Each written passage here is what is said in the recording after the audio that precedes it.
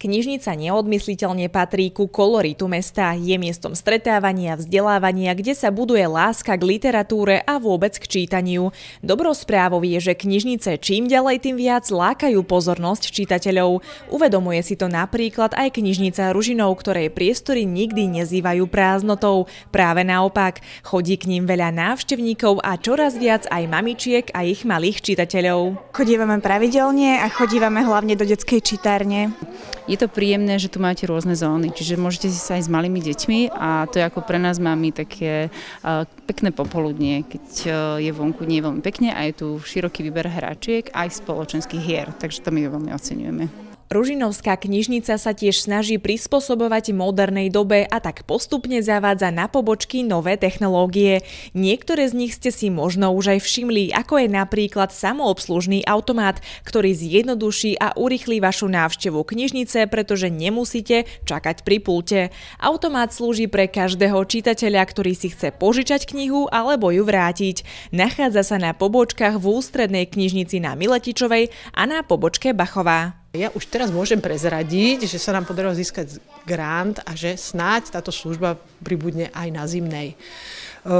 Ohlasy zase veľmi pozitívne. Trošku sme sa toho aj báli, hlavne pri starších čitateľoch, seniorov, ako sa toho zhostia, ale práve naopak, keďže sú zvyknutí už z obchodov na takéto bezhotovostné, teda takéto platby a vybavovanie, tak nie je s tým problém. Práve naopak, decká sú nadšené, seniori to zvládajú bez problémov.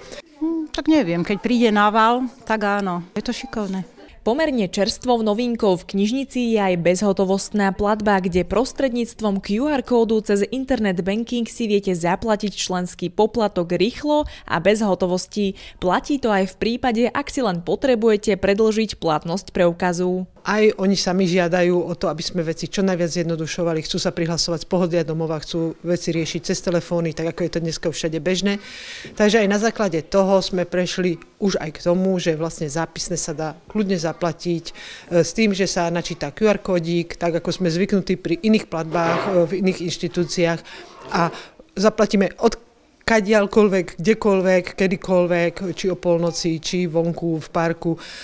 Proste tieto kódiky sú k dispozícii, sú na našich pobočkách, dajú sa poslať čitateľovi mailom.